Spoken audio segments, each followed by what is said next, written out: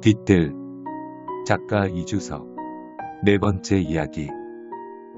그녀는 점거당한 그 집에서 나고 자랐다고 했다. 엄마에 대해 생각나는 건 얼마 없어요. 어느 순간 집에서 없어졌다는 거. 엄마는 소원을 이뤘다고 생각했어요. 매일 밤 저에게 엄마의 꿈은 사라지는 거야. 라고 말했거든요. 엄마는 제 중학교 1학년 때 소원을 이뤘고 전 그때 제 꿈을 정했어요. 사라지지 않게 해달라고. 그렇게 생각하니 물건을 버린다는 상상만 해도 얼굴이 시뻘개지고 가슴이 쿵쾅거리는 거 있죠. 어느 순간부터 그게 삶의 목적이 되어버렸고 그 소원 때문에 제가 있어야 할 곳이 사라졌죠. 나는 그녀가 버리지 못하는 것이 아니라 사라지지 않게끔 붙잡고 있다는 생각이 들었다. 그녀에게는 집에 있는 물건을 적어놓은 수첩이 있다. 물건의 이름과 출처만 써져 있는 수첩은 벌써 절반 이상이 빽빽하게 채워져 있었다. 그녀는 돌아가기 전 대문 앞에서 수첩을 뒤적이더니 빨간색으로 동그라미 쳐져 있는 물건들을 보여줬다. 이것들은 쓸 수 있는 것들이에요. 물건을 버려주면 이것들 다 가져도 좋아요. 나는 동그라미 쳐진 물건들을 떠올리며 놓을 자리를 닦기 시작했다. 어떤 물건을 가져올지는 아직 정하지 못한 상태에서 그냥 이곳저곳을 닦았다. 아무것도 준비된 것도 준비할 수 있는 것도 존재하지 않았다. 책상 위에 단 한 번도 펴 떠는 적 없이 놓여있는 기초 영어 단어 책처럼. 인생에서 가장 재미있었던 나이는 19살이었다. 유튜브에서 외국의 댄스 영상들을 찾아보고 친구들과 함께 홍대 거리에서 근본 없이 춤을 추고 돌아다녔다. 사람들은 허접한 몸짓에도 곧잘 박수를 쳤다. 원으로 삥 둘러싼 사람들의 손에서 나오는 박수 소리는 언제나 벌어들인 팁보다 달콤했다. 한 번은 거리의 춤꾼을 찾는다는 취지로 마이크에 대고 절 이길 자신이 있으신 분은 앞으로 나와주세요 라고 말한 적이 있다. 한참의 정적이 흘렀고 다시 공연 시작하겠습니다 라고 말을 잇기 직전 젊고 마른 체형의 여자가 손을 들며 나왔다.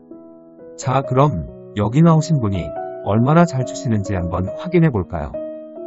여자는 웃으며 손사래를 쳤다. 드럼 소리가 줄을 이루는 펑크하게 나왔고 여자는 어설프게 박수를 치며 호응을 유도했다. 그러다 노래의 후렴 부분이 나오자 여자는 눈빛을 바꾸며 현란하게 손을 아래 위로 휘저었다. 여자는 힘껏 몸을 움직이며 드럼 소리에 맞춰 포즈를 취했다. 함성은 내가 지금껏 받아본 그 어떤 함성보다도 크게 들렸다. 나는 재빨리 노래를 끊고 황홀한 표정을 지었다. 그냥 기본대로 음악에 맞춰서 췄어요. 여자는 숨을 몰아쉬며 말했다. 정말 가끔씩 이 나를 돌이켜본다. 이때 재능을 깨닫고 춤을 그만뒀으면 어땠을까 하고. 트랙터와 탈곡기만 덩그러니 놓인 창고에 들어가자 발소리가 웅장하게 울려 퍼졌다. 땅을 밟는 소리가 창고 벽면을 튕기며 메아리를 만들었다. 움직임을 멈추고 가만히 서서 창고를 살펴보았다. 창고가 낮에도 밤에도 여름에도 겨울에도 항상 서늘하고 그림자가 져 있어 내 그림자가 등 뒤에서 몰래 움직이고 있을 것 같았던 창고가 20평의 너비를 가진 공터일 뿐이라는 것을 깨달았다. 창고는 딱 그렇게 트랙터와 탈곡기만 덩그러니 놓여있는 곳이었다. 어쩐지 허탈한 기분이었다. 창고를 나와 대문 옆에 있는 푸세식 화장실에도 갔다. 까맣게 변색된 손이 변기에서 나와 내 다리를 잡을 것 같던 화장실은 몸을 고추 세우고 들어가기도 힘든 한 평짜리 화장실이 되었다. 몸에서 힘이 빠졌다. 돌아다니는 것이 무서워지기 시작했다. 비밀의 정원은 차마 들어갈 수가 없었다. 빗자루를 현관에 놓고 양옥에 들어갔다. 텅 빈 방이 한없이 작게 느껴졌다. 문득 할아버지가 비밀의 정원 앞에서 했던 말이 생각났다. 저기로 가면 어른이 된 너를 볼 수 있을 게다. 그때 했던 말은 어른이 돼서야 내가 저 비밀의 정원에 들어간다는 말이었을까. 외할아버지의 시체는 생각보다 깨끗했었다. 시체 보관실에서 갓 꺼낸 외할아버지의 몸은 밀랍 인형처럼 곱게 굳어 있었다. 홀쭉한 볼에 자글자글한 주름이 곳곳에 자리했던 외할아버지의 얼굴이 밤새 부은 얼굴처럼 땡땡했다. 엄마는 외할아버지의 얼굴을 만지며 고개를 숙였다. 어깨가 가늘게 들썩였다. 난 뻣뻣하게 서서 외할아버지의 감은 눈을 바라보았다. 가래를 머금은 듯 걸걸한 목소리로 내 이름을 부를 것만 같았다. 외할아버지의 얼굴을 붙잡고 늘어진 엄마는 외할아버지가 스테인리스 보관함으로 돌아가자 목 놓아 울었다. 아빠는 엄마의 어깨를 토닥이며 고개를 숙였다. 엄마를 간신히 일으켜 세우고 보관실을 나갔다. 빈소 곳곳에서 크고 작은 곡소리가 들렸다. 아빠가 매준 넥타이를 매만졌다. 엄마를 빈소에 앉혀두고 나서야 한 가지 생각이 났다. 나는 왜 울지 않을까? 나는 생각보다 잘 우는 편에 속했다. B급 심파 영화를 봐도 눈물을 흘렸고 SNS에서 가끔씩 보이는 글귀에도 곧잘 눈물을 흘렸다. 울어야 할 곳에서 울지 못한 건 전부 누군가가 죽었을 때였다. 외할아버지의 죽음과 친구의 죽음. 둘 다 나와는 멀지 않은 이들의 죽음이었다. 두 사람의 죽음은 시기가 그리 차이나지 않았다. 18살 때 2월과 8월에 생긴 일이었다. 두 번의 장례식을 거치고 나서 심각한 고민에 휩싸였다. 슬퍼하지 못한다는 것은 큰 문제였다. 그녀는 빌라 밖에서 나를 기다리고 있었다. 그녀는 반갑게 인사했다.